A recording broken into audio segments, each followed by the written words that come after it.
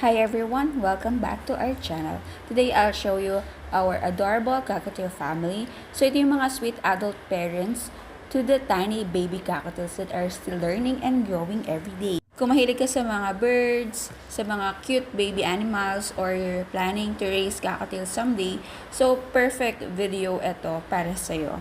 These cockatiels birds are very intelligent, loving, and social birds.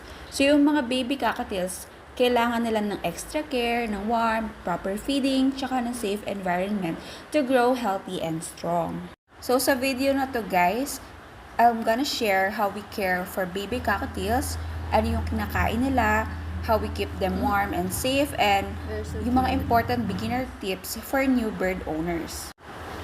Don't forget to like, subscribe, and follow for more cockatiel videos. And make sure to watch until the end. Sinasabi nila na yung mga cockatiels na may vibrant colors ay lalaki, and then yung hindi ganun ka-vibrant ay babae.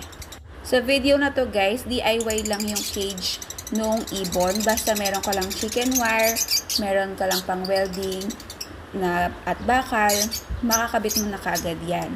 Pagdating naman dun sa parang house nila, nabibili naman din yan sa Shopee or Lazada. I'm gonna show or share the link for that. Tapos yung kinakain naman nila ay sunflower seeds. And here are the baby cockatiels. So yung stage na to, very delicate at dependent pa sa parents or caretakers itong mga baby cockatiels. So hindi nila kayang i-regulate pa yung body temperature nila. So keeping them warm is very important. Tingnan nyo naman, walang kababalahibo. When it comes to their nesting area, it should be clean, dry, and comfortable.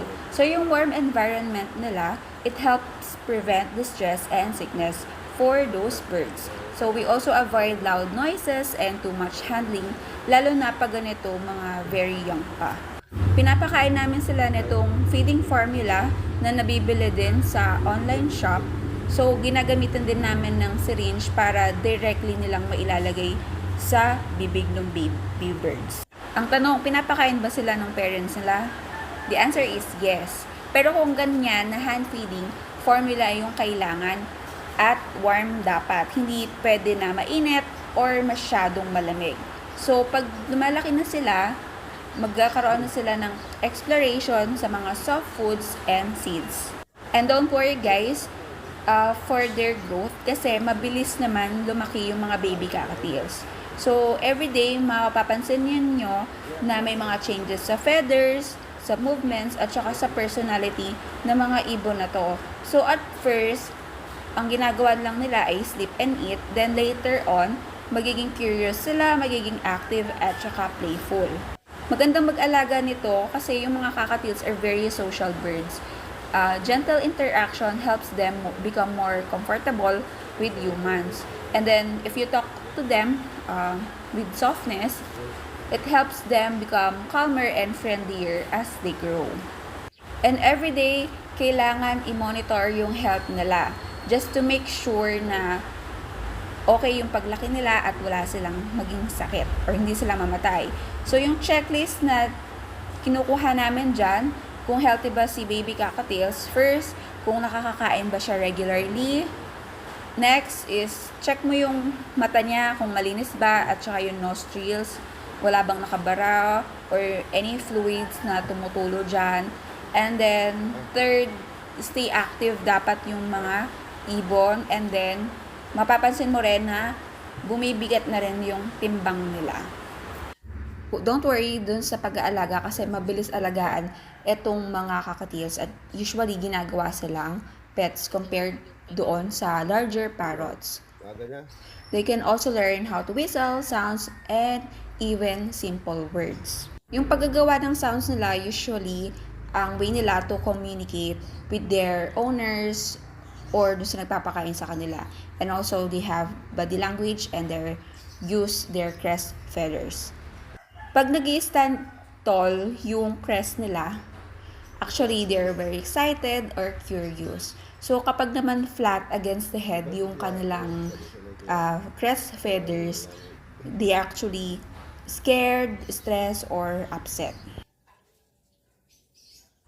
Natututunan din nitong mga cockatiels na to na magawa ng soft chirping sounds kapag sila ay gutom na or they're looking out for comfort. Kapag tumanda na tong mga cockatiels na to, magiging very vocal sila sa morning at saka sa evening. Maririnig niyo yung kanilang mga chirping sounds kasi yun yung natural na active time ng mga birds.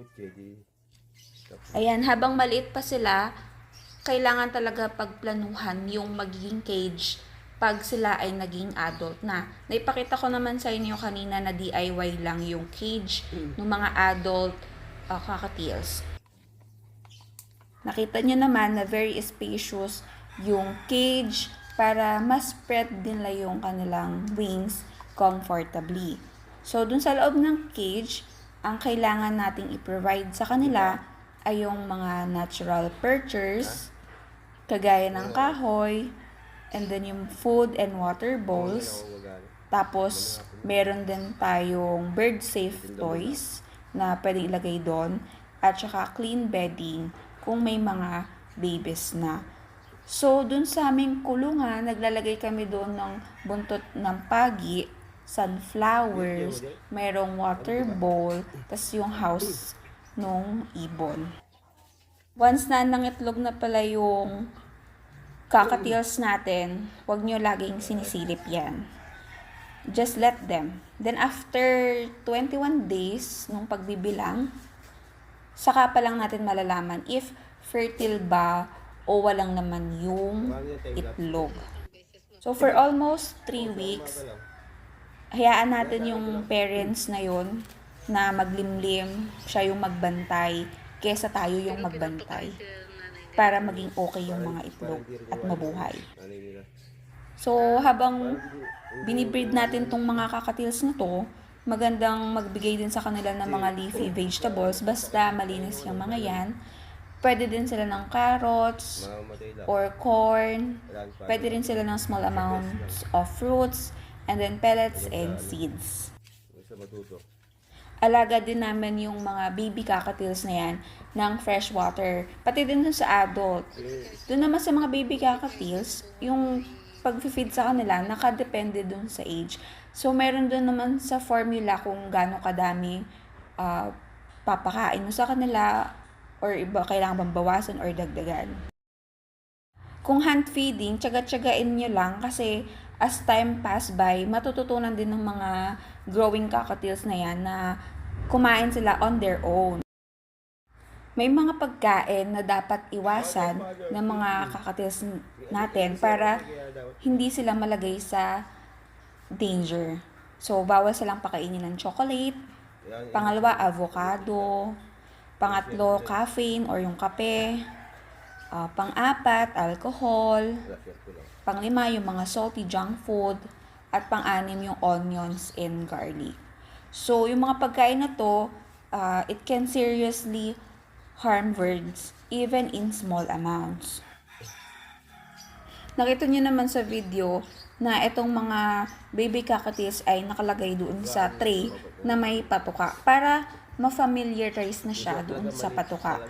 And also, pag hawakan namin sila with our hand sa palm, naglalamas muna kami or naghahawak muna kami ng matagal doon sa patuka and then handle them. So, kailangan mag-build muna yung trust natin with the cockatiels. And also, it takes time, patience, and consistency. Kailangan sa mga baby cockatiels, gentle handling lang to become more comfortable around humans. Kasi naninibago pa lang sila eh. Pag naman sa adult cockatiels, actually, you need to speak softly and spend time near them every day to build trust.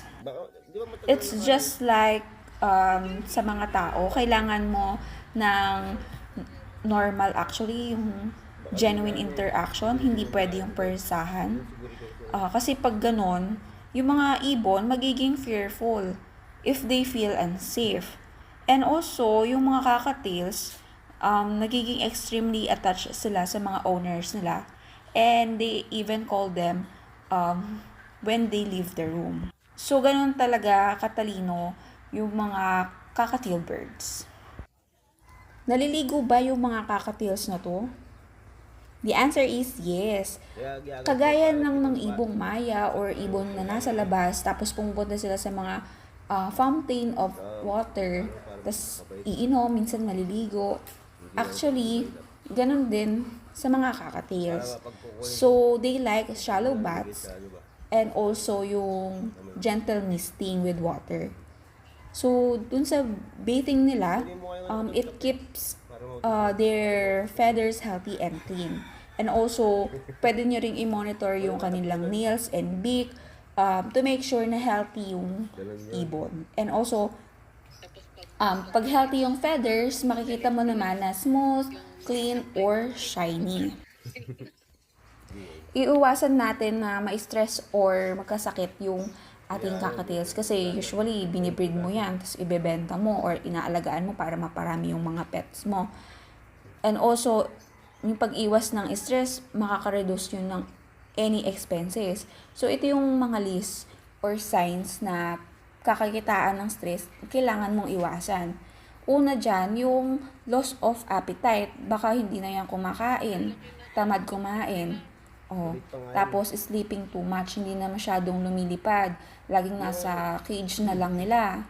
Dun sa may house. Or difficulty breathing.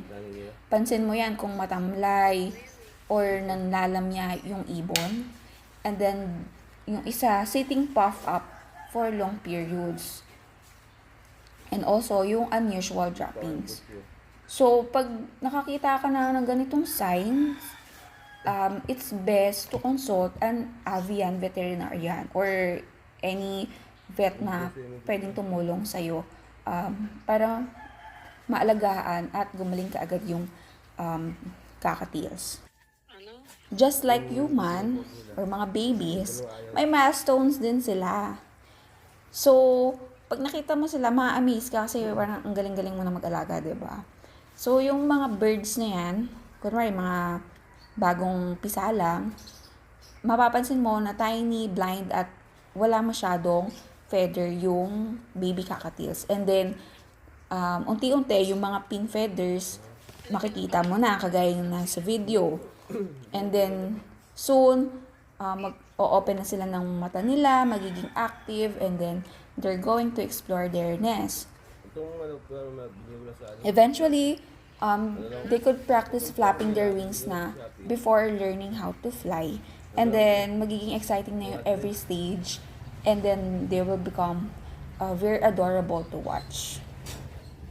Pag nag-take sila ng first flight nila, kagaya sa tao, magiging clumsy at first, pero that's completely normal.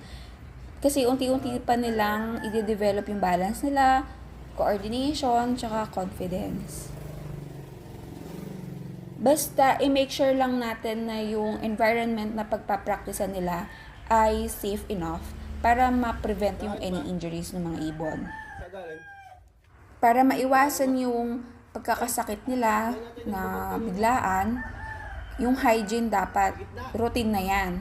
So, kailangan malinis lagi yung cage para wala masyadong bacteria na tumubo dyan or mag-grow. And also yung sickness. And then yung food bowls and water containers, laging linis, laging inaalis dyan sa kulungan at nililinisan, hinuhugasan bago lagyan ng pakain ulit at ng tubig. And then yung mga bottoms, yung perches, ay kailangan malinis regularly para healthy and comfortable yung mga ibon. Ito palang mga cockatiels natin, originally from Australia. Pinaparami lang talaga yan dito sa Philippines kasi maganda nga siyang pet bird. So ito yung pinaka most popular din talaga. And these cockatiels actually can live for more than 15 years with proper care. And also, ang bawat cockatiels natin ay meron silang own unique personality. And that's all, guys.